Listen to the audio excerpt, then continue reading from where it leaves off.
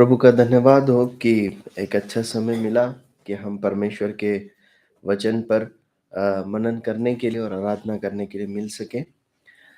आज के बहुत ही थोड़े देर के समय के लिए हम एक विषय पर मनन करेंगे। वो विषय है परमेश्वर का वचन या हम बाइबल बोलते हैं, बाइबल परमेश्वर का वचन, व्यवस्था।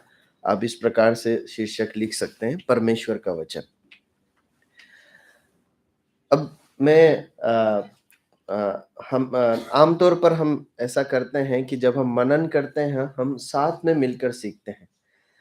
तो मैं एक प्रश्न के साथ आरंभ करना चाहता हूँ कि जब हम बोलते हैं परमेश्वर का वचन, तो आपके मन में क्या विचार आता है कि क्या है परमेश्वर का वचन, क्या है? आप कैसे समझाएँगे? या बाइबल क्या है? ये व्यवस्था क्या है?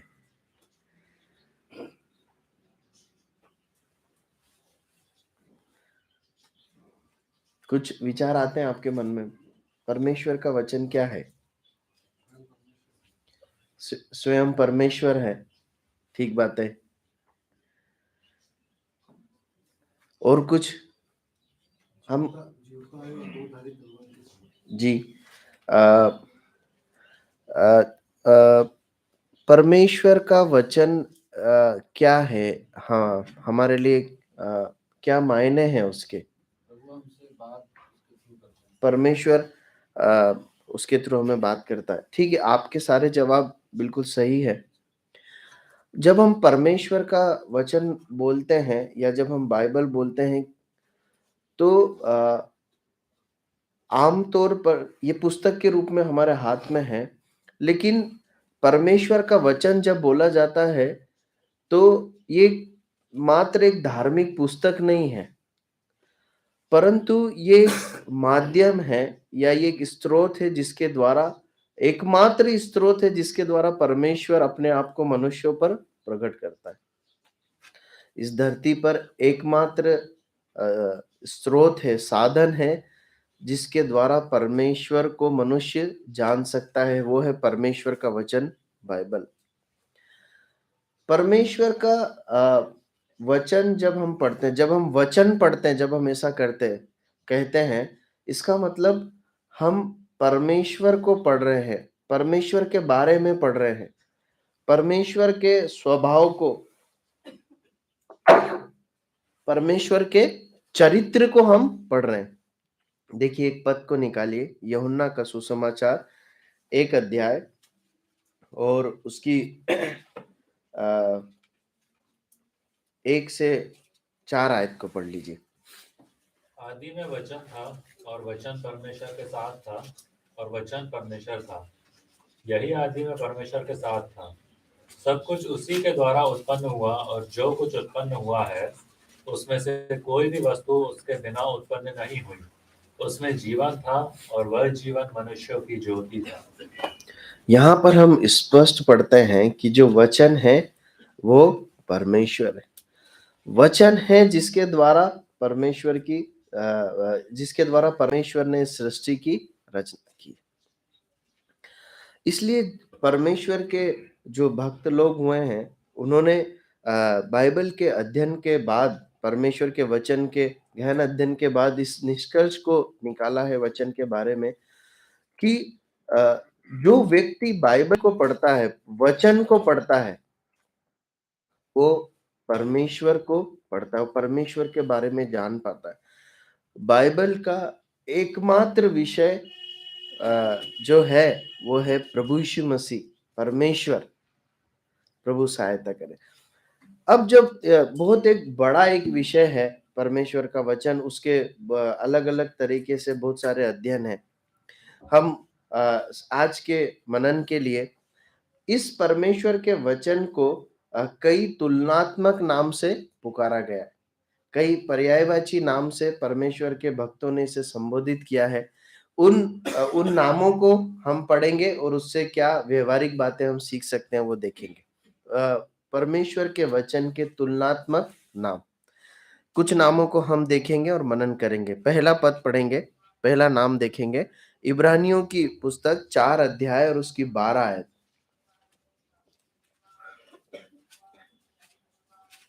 इब्रानियों हिब्रूज चैप्टर 4 वर्स 12। क्योंकि परमेश्वर का वचन जीवित और प्रबल और हर एक दोधारी तलवार से भी बहुत चोखा है और प्राण और आत्मा को और गांठ गांठ और गूदे गूदे को अलग करके आर पार छेदता है और मन की भावनाओं और विचारों को जांचता है। परमेश्वर का वचन, उसके लिए एक पर्यायवाची नाम दिया है। क्या नाम है वो क्या है? तलवार है। परमेश्वर का वचन तलवार के समान है। वो तलवार के समान हमारे अंदर कार्य करता है। किस प्रकार से कार्य करता है? तलवार कैसी होती है? नुकीली होती है ना, जो चुभती है, और जो धार वाली होती है, जो काटने का कार्य करती। यहाँ पर लिखा है कि वो दोधारी तलवार से तेज है, और वो क्या करती है? आत्मा और गांठ और गूदे गूदे को अलग करके छेदती है, और मन और भावना और विचारों को जांचती। परमेश्वर का वचन तलवार के समान है, जो हमारे जीवन को मतलब हमारे मनों को परमेश्वर के प्रति कायल करने का कार्य करता है। देखिए, एक विश्वासी के लिए परमेश्वर के वचन का बहुत महत्व है, क्योंकि वो उसके जीवन में तलवार के समान उसे चुभने का, परमेश्वर की दृष्टि में जिन चीजों के प्रति उसे कायल करना, उसका कार्य करता है। और लिखा है वो मन की भावना और विचारों को जांचता है।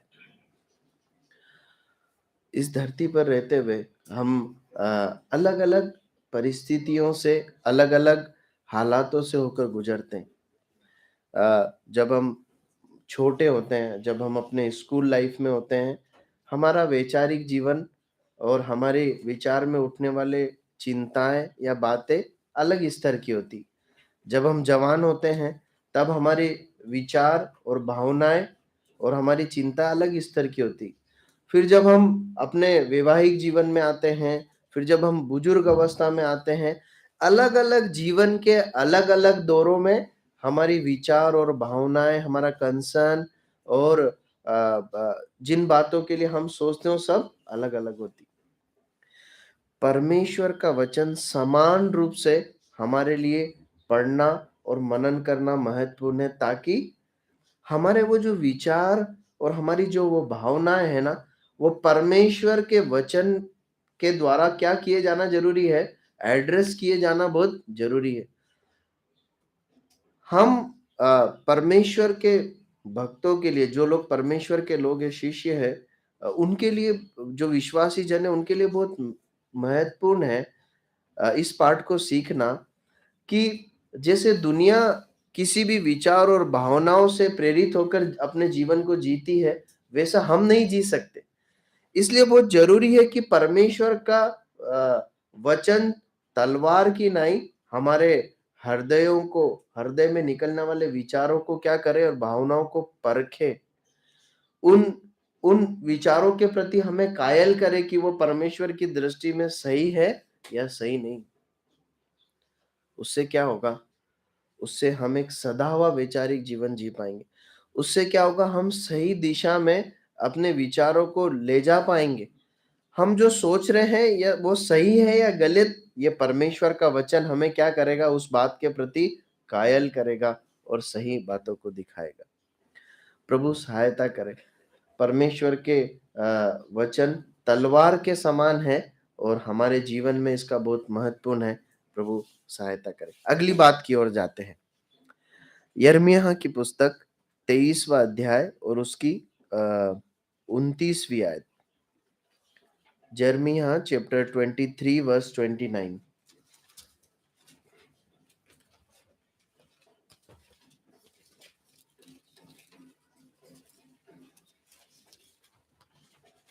यहोवा की यहाँ भी वाणी है कि क्या मेरा वचन आप सा नहीं है? बस काफी। क्या मेरा वचन आग सा नहीं है, और इसमें एक पद और पढ़ेंगे।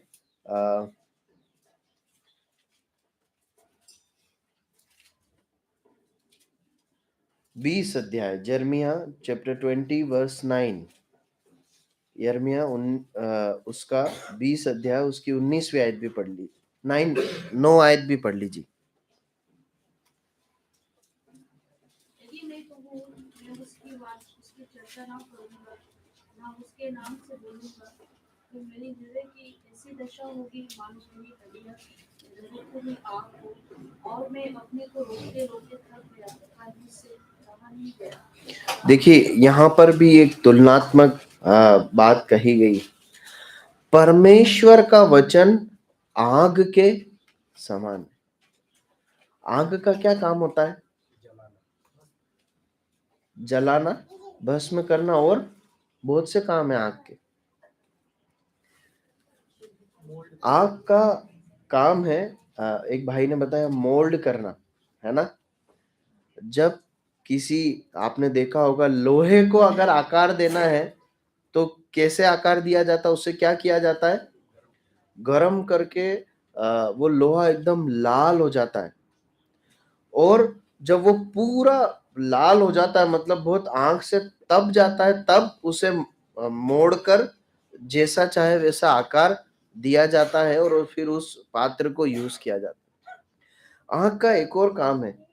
आकार आग, पता है, शुद्ध करने का काम करता है। आपको मालूम है, गोल्ड जो है, सोना है, उसको शुद्ध कैसे किया जाता है? भट्टी में तपाकर शुद्ध किया जाता है। आपको ध्यान है, परमेश्वर के भवन में जो पात्र यूज किए जाते थे वो काय के होते थे? सोने के होते थे। और परमेश्वर के वचन, नए नियम की शिक्षा है। हम लोग क्या है? परमेश्वर के भवन के पात्र। अगर हम परमेश्वर के वचन के पात्र हैं, तो परमेश्वर के वचन के अनुसार उसके घरों में कैसे पात्र होते हैं? सोने के पात्र होते हैं। मतलब यदि परमेश्वर को हमें शुद्ध करना है, तो हमारे लिए क्या है? परमेश्वर के वचन रूपी अग्नि। यदि परमेश्वर को हमें तैयार करके मोल्ड करना है, हम जिस आकार में हैं, उस आकार में, उस स्वभाव में, उस चरित्र में, उन बातों के साथ परमेश्वर को हमें मोल्ड करना, एक नया आकार देना है, तो परमेश्वर के पास क्या एक रास्ता है? वो क्या है? परमेश्वर का वचन है। परमेश्वर का वचन है जो हमें शुद्ध करता है। जब हम परमेश्वर के वचन को पढ़ते हैं, तो परमेश्वर का वचन बहुत स्वाभाविक रूप से हमारे अंदर शुद्धिकरण का कार्य करता है। वो हमारे विवेक को शुद्ध करता है। वो हमें कायल करके हमें पाप अंगीकार के द्वारा शुद्ध करता है। वो हमें बदलता है। प्रियो, परमेश्वर के वचन में जब इस प्रकार लिखा है ना कि परमेश्वर का वचन आग है, तो आपकी और मेरी बड़ी जिम्मेदारी है कि इस वचन को पढ़ने में हम अपने समय को देवें, ताकि ये आग हमें शुद्ध करे, ताकि परमेश्वर हमें इसमें से तपाकर जैसा मोड़ना चाहता है, जैसा बदलना चाहता है, हमें बना सके। प्रभु सहायता करे। अगली बात को हम देखते हैं, यिर्मयाह की पुस्तक, उसका 23वां अध्याय 29वीं आयत में एक और बात लिखी है। क्या लिखा है? वापस उस आयत को पढ़ें।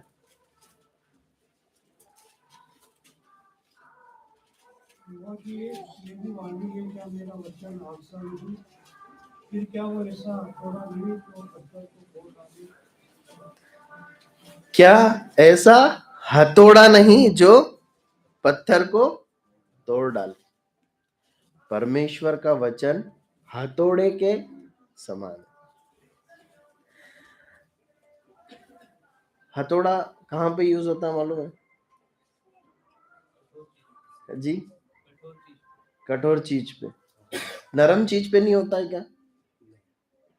होता है। अगर आप सुनार की दुकान पे जाएंगे ना, तो उसके पास भी हथौड़ी है, लेकिन वो बहुत छोटी है ना। तो हथौड़ा तो हर जगह जरूरी है, चाहे बड़े लोहे का कुछ काम हो, हाँ, सख्त चीज को तोड़ना हो तो भी हथौड़ा जरूरी है, लेकिन बहुत नाजुक चीज को भी अगर मोल्ड करना है तो प्रहार करने के लिए हथौड़ा बहुत जरूरी है। अस्पताल में भी ह एक हथौड़ा यूज़ होता है, उसे पेशेंट हैमर बोलते हैं। उसे भी मारकर पेशेंट को एग्ज़ामिन किया जाता है। परमेश्वर का वचन हर एक व्यक्ति के लिए, हर प्रकार के व्यक्ति के लिए ज़रूरी है, ताकि अ, हमारे अंदर जो एक बलवा करने का जो स्वभाव है ना, जो कठोरता है, क्या बोलते हैं उसको, प्रतिरोध है, हमारे अंदर परमेश्वर के प्रति आज्ञाकारिता के लिए जो प्रतिरोध है ना, रुकावट है, उस कठोरता को परमेश्वर का वचन तोड़ता है। देखिए, एक सरल सा सिद्धांत है, यदि परमेश्वर के वचन की आज्ञा का पालन करना है ना, तो परमेश्वर के वचन को पढ़ना जरूरी है। इसलिए नहीं कि हम पढ़ेंगे तो ही जान पाएंगे और आज्ञा मानेंगे, परंतु लगातार परमेश्वर के वचन के साथ जब हम समय बिताते हैं ना, जो लोग परमेश्वर के वचन को बार बार लगातार पढ़ने की आदत डालते हैं ना, आप पाएंगे कि उनके अंदर जो कठोरता है ना, मतलब आज्ञाकारिता में अगर कठोरता है, परमेश्वर के प्रति अपने जीवन को समर्पण करने में कठोरता है, क्रूस उठाने में कठोरता है, वो कठोरता पता है उनके जीवन से हटती है। आप समझ रहे हैं मैं क्या बोलना चाह रहा हूँ?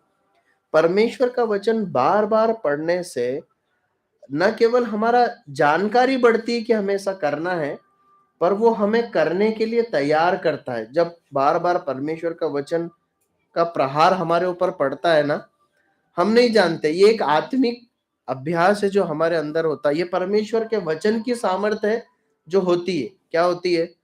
परमेश्वर का वचन धीरे धीरे ठोक ठोक के कार्य कर। आपने कभी किसी को हथौड़ी से काम करते हुए देखा है? आमतौर पर एक ही बार मारने से काम हो जाता है क्या? नहीं, कई बार ऐसा भी हो जाता है ना? एक बार मारने से भी काम हो जाता है, परंतु सही तरीका क्या होता है? बार बार ठोक कर अब उस हथौड़ी से उस कार्य को पूरा किया जाए। परमेश्वर का वचन भी ऐसे ही हथौड़े के समान हमारे जीवन में कार्य करता है। हमें हमारे अंदर के प्रतिरोध को, कठोरता को, जो परमेश्वर हमसे करना चाहते हैं हमारे अंदर, या हमारे द्वारा करना चाहते हैं, हमसे चाहते हैं कि हम ये करें, परंतु हम जब नहीं करते हैं या असफल होते हैं, बार बार परमेश्वर का वचन रूपी हथौड़ा जब हम पर पड़ता है, हम जब बार बार लगातार परमेश्वर के वचन के साथ समय बिताते हैं, तो वो जो रुकावट है वो टूटती है, वो हटती है, और हम परमेश्वर के लिए उस प्रतिरोध को, उस रुकावट को हटा के लिए परमेश्वर के लिए कार्य कर पाते हैं। जब मैं ये बात कह रहा हूँ ना, तो मैं ऐसा विश्वास करता हूँ कि आप अपने आत्मिक जीवन के अनुभव में इस बात को देख पा रहे होंगे। मैंने इस बात को देखा है कि मेरे मसीह जीवन के दौर में कई चीजें जो मेरे लिए ना मतलब असंभव थी, या जिन चीजों के प्रति मैं जिन्हें कर नहीं पाता था, लेकिन समय बीतने पर जब प्रभु के साथ समय बिताया तो वो चीजें करना संभव हो गई। या जो जिन चीजों को नहीं करना है उन्हें ना कहना संभव हो गया। क्यों? क्योंकि परमेश्वर के वचन का कार्य हुआ। प्रभु सहायता करे। आगे बढ़ते हैं। पहला पत्रस उसका पहला अध्याय और 23वीं आयत। पहला पत्रस पहला अध्याय उसकी 23वीं आयत। यहाँ पर एक और तुलनात्मक नाम हम देखते हैं। पहला पत्रस पहला अध्याय 23वीं आयत। परंतु क्योंकि तुमने नाशवान नहीं पर अविनाशी बीज से परमेश्वर के जीवते और सदा ठहरने वाले वचन के द्वारा नया जन्म पाया है। परमेश्वर का वचन किसके समान है? एक बीज के समान है। First Peter chapter 1 verse 23। परमेश्वर का वचन एक बीज के समान है, अविनाशी बीज के समान है। हम बीज बोने वाले दृष्टांत में भी इस बात को देखते हैं कि परमेश्वर का पुत्र है जो बीज बोने वाला है, और बीज क्या है? परमेश्वर का वचन है। बीज क्या काम करता है?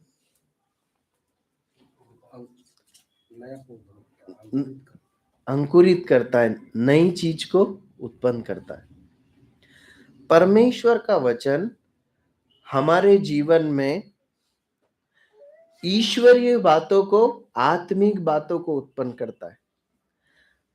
परमेश्वर अपने वचन को जब हमारे अंदर बोते हैं, परमेश्वर का वचन हमारे अंदर जाकर हमें हमें परमेश्वर के लिए नए बनाने का काम करता है।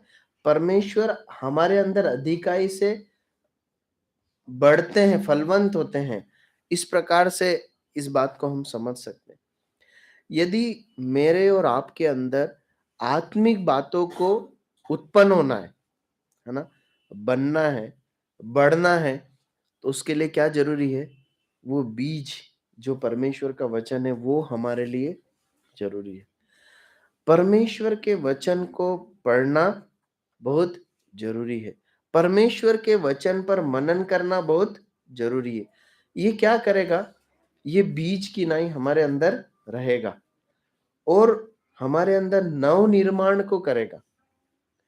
हम देखते हैं ना, हम कई गवाहियां सुनते हैं, हम कई लोगों को जानते हैं जो एक समय जिन्होंने परमेश्वर को जाना, उसके पहले परमेश्वर को, प्रभु यीशु मसीह को नहीं जानते थे। उन्होंने जाना, और कैसे जाना? परमेश्वर के वचन के द्वारा जाना, उन्होंने उद्धार पाया। फिर उन्होंने परमेश्वर के वचन को पढ़ना शुरू करा। हम देखते हैं जब उनके जीवनों को, तो हम पाते हैं कि परमेश्वर के वचन को पढ़ने के कारण, इसलिए कि वो परमेश्वर के वचन में उन्होंने एक लंबा समय बिताया, उनका जीवन पहले कुछ और था और बाद में कुछ और हो गया। उनकी बुद्धि, उनकी आत्मिक समझ, उनका चरित्र, उनके कार्य, उनके निर्णय, उनकी उपलब्धियां सब बदल गई। और किस रूप में बदली या किस ओर बदली? परमेश्वर की ओर, आत्मिक बातों की ओर, ईश्वरीय बातों की ओर बदल गई। ये परमेश्वर के वचन का कार्य है जो हम देखते हैं उनके जीवन में। प्रभु सहायता करे हमारे अंदर एक नई लगातार, जब तक हम इस धरती पर जीवित हैं, एक नएपन की, ईश्वरीय रूप से एक नएपन की आवश्यकता है। वो हमें कहाँ से मिलता है? परमेश्वर के वचन से मिलता है। ठीक है, आगे बढ़ते हैं। याकूब की पुस्तक, उसका पहला अध्याय और उसकी 23 से आगे की कुछ आयतों को पढ़ेंगे। James chapter 1 verse 23 onwards. याकूब पहला अध्याय 23 से आगे। क्योंकि जो कोई वचन का सुनने वाला हो और उस पर चलने वाला न हो, तो वह उस मनुष्य के समान है जो अपना स्वाभाविक मुंह दर्पण में देखता है। आगे भी पढ़ लीजिए। इसलिए कि वह अपने आप को देखकर चला जाता है और तुरंत भूल जाता है कि मैं कैसा था। और जो व्यक्ति, बस काफी। देखिए, यहाँ पर परमेश्वर के वचन को एक दर्पण या आईने के रूप में बताता है। परमेश्वर का वचन क्या है? एक आईना है। आईना का क्या काम है? आईना का क्या काम है? हम जैसे हैं वैसा हमको दिखाना। देखिए, परमेश्वर का वचन एक आईने के, एक मिरर के समान है, जो हम परमेश्वर की दृष्टि में कैसे हैं वो हमें दिखाता है। ये खासियत है परमेश्वर के वचन को जब आईना करके कहा गया है ना। हम आमतौर पर आईने में जैसा हम है वैसा हम अपने आप को देख पाते हैं, लेकिन जब परमेश्वर के वचन को एक आईने के रूप में बताया है, जब हम परमेश्वर का वचन पढ़ते हैं, तो परमेश्वर का वचन हमें अपने आप को, परमेश्वर हमें कैसा देख रहा है ऐसा करके बताता है। आप समझ रहे हैं? नॉर्मल जब आईने की बात की जाती तो हम जैसे हैं वैसा हम अपने आप को देखते हैं, लेकिन परमेश्वर का वचन रूपी आईना परमेश्वर हमें कैसे देख रहा है वैसा हम अपने आप को देख पाए उसमें सहायता करता है। जब हम परमेश्वर के वचन को पढ़ते हैं, तो परमेश्वर का वचन हमें बताता है कि मैं तुम्हें कैसे देख रहा हूँ, परमेश्वर तुम्हें कैसे देख रहा है। तुम चाहे अपने आप को कैसे भी देखते हो, तुम हो सकता है अपने आप को सही, इस बात में सही देखते हो, उस बात में गलत देखते हो। तुम्हें ये बात सही लगती है, ये बात गलत लगती है, ये उत्तम लगता है, ये सामान्य लगता है। लेकिन ये है सच्चाई, अपने जीवन को, अपने जीवन के हर क्षेत्र को, अपने विचारों को, बातों को, अपने निर्णय को, कार्यों को, सब बातों को परमेश्वर के आंखों से देखने का साधन है परमेश्वर का वचन। परमेश्वर का वचन। हम परमेश्वर के वचन में पढ़ते हैं, इस बात को सीखते हैं कि परमेश्वर पिता जो हैं, हमें अपने पुत्र के स्वरूप में ढाल रहे हैं। हमने कई बार इस बात को सीखा है कि परमेश्वर अपने हर संतान को अपने पहलौठे पुत्र के स्वभाव में या स्वरूप में गढ़ रहा है। जब हम परमेश्वर का वचन पढ़ते हैं, तो वो आईने के समान हमें दिखाता है कि हम किसके समान दिख रहे हैं। हम परमेश्वर के पुत्र के समान दिखाई दे रहे हैं या नहीं, उस बात को देखने के लिए एकमात्र हमारे पास दर्पण क्या है? परमेश्वर का वचन। परमेश्वर के वचन को बार-बार लगातार पढ़ने के द्वारा ही हम इस बात को बार-बार जाँच सकते हैं कि मैं किसके समान दिखाई दे रहा हूँ। कई बार मेरे मन में विचार आया कि परमेश्वर के वचन क्यों दिए गए? मैं आपको बताना चाहता हूँ, कई बार मैंने ऐसा भी सोचा है कि इब्राहिम और यूसुफ, ये जो पुराने भक्त हुए, इनके पास तो बाइबल थी ही नहीं। बाइबल थी नहीं, एक बाइबल कहाँ पढ़ते थे? थी क्या उनके पास बाइबल? नहीं थी। फिर भी उन्होंने भक्ति का जीवन जिया। तो मतलब मैं पहले की बात बता रहा हूँ, तो मुझे ऐसा लगता था कि अगर नहीं भी पढ़े ना, काम चल सकता है। कभी आपके मन में ऐसा विचार आया है क्या?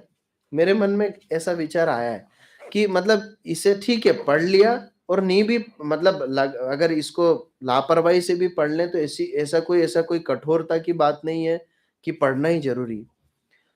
लेकिन ये बहुत ही एक गलत एक विचार है। परमेश्वर को वचन को पढ़ते-पढ़ते समझ में आया, वो समय अलग था जब परमेश्वर के वचन उनके हाथों में नहीं थे।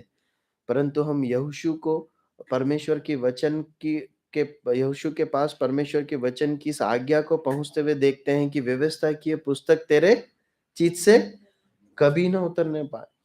और कब-कब इस पे ध्यान करना, दिन-रात इस पर मनन करना। परमेश्वर के वचन में ये ठहराया गया है कि हम सब मिलकर बार-बार लगातार परमेश्वर के वचन पर मनन करते रहे, क्योंकि यही हमें आत्मिक जीवन जीने में सहायता करेगा। अगर हम इससे चूक जाएंगे ना, तो कब हम बुझ से जाएंगे या कब हम पिछड़ जाएंगे, हमें समझ में नहीं आएगा। फिर कब समझ में आएगा? जब हम ज्यादा पिछड़ जाएंगे, जब उसके प्रभाव हमारे जीवन में दिखाई देने लगे। परमेश्वर का वचन जीवित है। हम जिस भाग को पढ़ा था इब्रानियों की पुस्तक में, वहां पर जीवित करके लिखा गया। ये कार्य करता हमारे अंदर। ये एक ऐसी पुस्तक नहीं है मनोरंजन की, जिसे कई बार हम नॉवेल्स या उपन्यास या कोई पाठ्य पुस्तक या कहानी की पुस्तक हम पढ़ते हैं। कभी-कभी बहुत ज़्यादा इंटरेस्टिंग है तो 2 बार पढ़ते हैं, फिर हम क्या होता है, बोर हो जाते हैं, क्योंकि उसमें स्वाद आना बंद हो जाता है। लेकिन हम कई वर्षों से परमेश्वर के वचन को पढ़ रहे हैं, लेकिन हम बोर हुए क्या? नहीं हुए। हमें बार-बार इसमें नयापन मिलता है और इसको पढ़ने की लालसा बढ़ते जाती। क्या है? परमेश्वर के वचन की सामर्थ्य। प्रभु सहायता करे। अगली बात की ओर आते हैं। भजन संहिता 119 और उसका 105।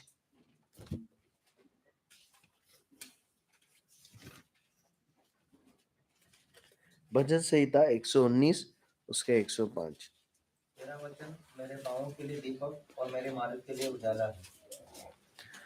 परमेश्वर का वचन क्या है? उजियाला है, दीपक है या प्रकाश है। परमेश्वर का वचन मेरे जीवन के लिए एक उजियाला है, एक प्रकाश है। प्रकाश का क्या काम है? अंधेरे को दूर करना। और क्या काम है? उससे क्या होता है जी? हम ठोकर नहीं खाते। क्यों नहीं खाते? क्योंकि हम देख पाते हैं। प्रकाश हमें देखने में मदद करता है। देखने के लिए आंखें नहीं है क्या हमारे पास? है, आंखें हैं, लेकिन आंखें होने के बावजूद भी हम अगर अंधेरा है तो देख पाएंगे क्या? नहीं देख पाएंगे। परमेश्वर का वचन हमारे लिए ऐसा प्रकाश है जिसके द्वारा हम अपने परमेश्वर की दृष्टि से चीजों को देख सकते हैं। वो हमारा मार्गदर्शक है। वो हमें आगे की ओर रास्ता दिखाता है, आत्मिक परिप्रेक्ष्य में दिखाता है। अगर हम परमेश्वर के वचन को पढ़ने में समय नहीं बिताएंगे ना, तो एक अंधापन हमारे जीवन में आएगा। तब हम क्या कर रहे हैं, क्या बोलते हैं, जो हम करते हैं वो सही है या गलत हम नहीं जान पाएंगे। जो हम बोलते हैं वो सही या गलत हम नहीं जान पाएंगे। हमारे आगे के जीवन के लिए यदि हमें मार्गदर्शन चाहिए तो हम नहीं जान पाएंगे। क्यों नहीं जान पाएंगे? क्योंकि हमारे पास प्रकाश नहीं है। हमें परमेश्वर के प्रकाश की आवश्यकता है। परमेश्वर के प्रकाश की आवश्यकता है। परमेश्वर सहायता करे कि हम परमेश्वर के वचन को अधिकाई से पढ़ने में अपने जीवन को बिता सके। हम में से अधिकांश ने इस बात का निर्णय लिया इस नए वर्ष में कि हम परमेश्वर के वचन को पढ़ेंगे। मैं अपने घर में बता रहा था, मैं आपको भी बताना चाहता हूँ। पता है, जनवरी, फरवरी और मार्च तक वो रीडिंग प्लान को पढ़ना बहुत आसान होता है। फिर कठिन समय पता है क्या आता है? जब अप्रैल, मई, जून, जुलाई आता है। आप देखिएगा, वो समय होता है जब क्या होता है मालूम है? वो नए साल का जोश भी खत्म हो जाता है और कहीं ना कहीं उस वचन को पढ़ने में बाधा आती। मैं आपको बताना चाहता हूँ, आप जो लोग आपस में एक दूसरे को जानते हैं कि ये रीडिंग प्लान परमेश्वर के वचन को एक साल में पूरा पढ़ना है, इसको फॉलो करने और एक दूसरे को जानते हैं, तो मैं आपको प्रोत्साहित करना चाहता हूँ, एक दूसरे से पूछिए कि वो कहाँ चल रहा है। हर बार पूछिए, ताकि क्या होगा, यदि कुछ चूक भी है तो उसे रिकवर करके पढ़ा जा सके। इसका प्रभाव हमारे जीवन में पड़ेगा, सकारात्मक प्रभाव पड़ेगा। कुछ अंतिम पदों को पढ़कर समाप्त करेंगे। भजन संहिता 119 का 4 पढ़िए, क्या लिखा है? मेरे उपदेशों के कारण मैं समझदार हो जाता हूँ, इसलिए मैं सब मिथ्या मार्गों से बैर रखता हूँ। 119 का 4 है क्या? तूने अपने उपदेश इसलिए दिए हैं कि वे यत्न से माने जाए। परमेश्वर के वचन को मानने के लिए क्या करना पड़ता है? यत्न करना पड़ता है। परमेश्वर का वचन पढ़ने के लिए यत्न करना पड़ता है और मानने के लिए भी यत्न करना पड़ता है। परमेश्वर ने वचन क्यों दिए? ताकि परिश्रम करके पढ़े जाए और परिश्रम करके माने जाए। एक और आयत पढ़ेंगे, पहला पतरस 2 का 1-2। पहला पतरस 2 अध्याय उसकी 1 और 2 आयत।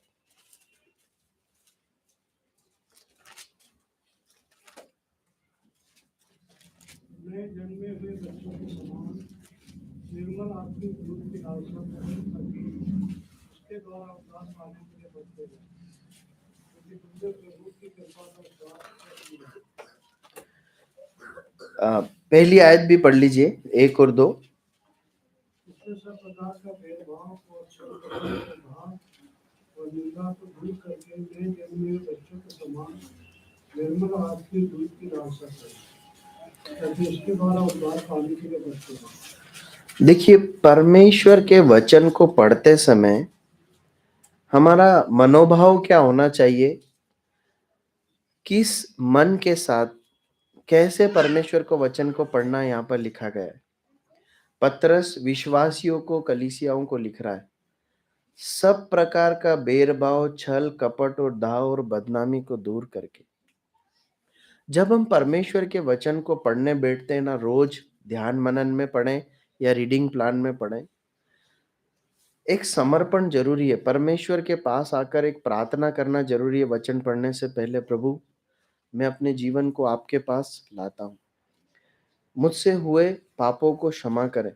और ये एक मतलब कविता नहीं होना चाहिए बार बार बोलने की, परंतु एक सच्चा समर्पण होना चाहिए। उस समय रिकॉल करें अपने विचारों में कि क्या वाकई में मेरे विचार में, मेरे शब्दों कार्यों में कुछ पाप हुआ है क्या।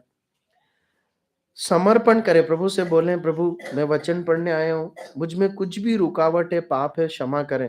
आपको कुछ याद आता है कि यहाँ गलती हुई तो माफी मांगे और बोलें, प्रभु मेरे मन को वचन पढ़ने के लिए तैयार करें।